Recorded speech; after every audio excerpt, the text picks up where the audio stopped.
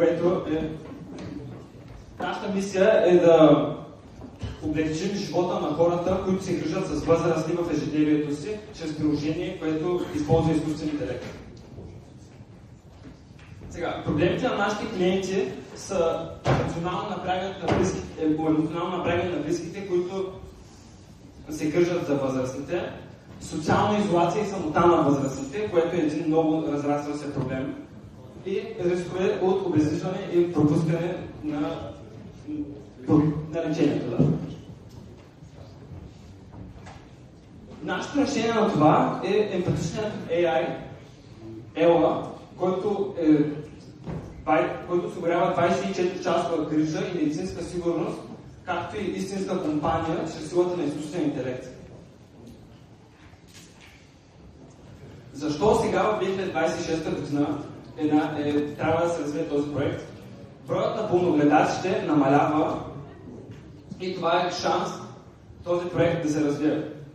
Преди 5 години, само толкова, изкуственият интелект не звучеше като човек и като приятел, който може да бъде вярван, а звучеше като машина.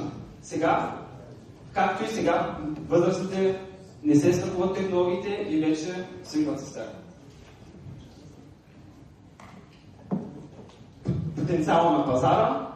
Близо 3 милиона и 800 хиляди души спадат в нашата категория от над 35 годишни, като това са възрастните хора, техните деца и близки, които се грижат за тях.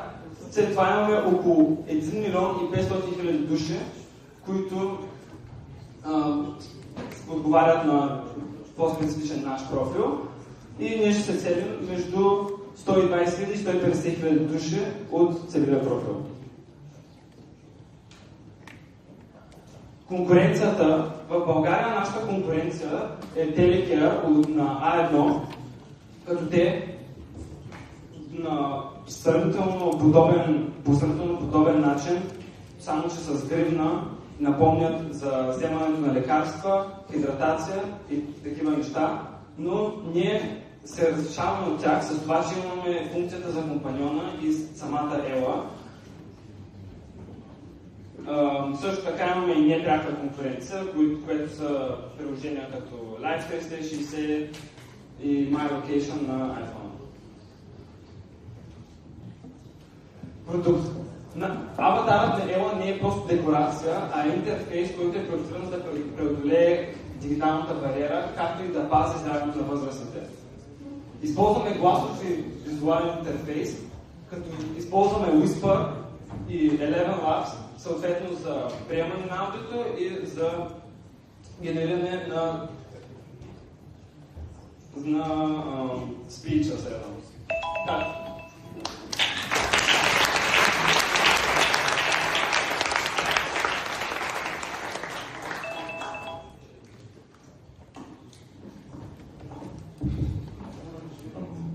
Така, първо поздравления за аудиторията, към която са се насочили. Сега, тя в световен мащаб тази целева група става все по-голяма всяка една година. Няма нужда да сваляш до 35, да ги наричаме възрастни хора, но и от 60 плюс да ги вземете 65 и 70, айде достатъчно голям пазар, това искам да кажа, няма нужда да ги сваля надолу. Интересно, защото не сме широка на страна, в световен мащаб това е една от най-нарастващите аудитории в момента, може би една от най-малко обслужените. Като такива и доскоро беше странно да се правят разни неща за тях, но застаряващо да се наследят навсякъде.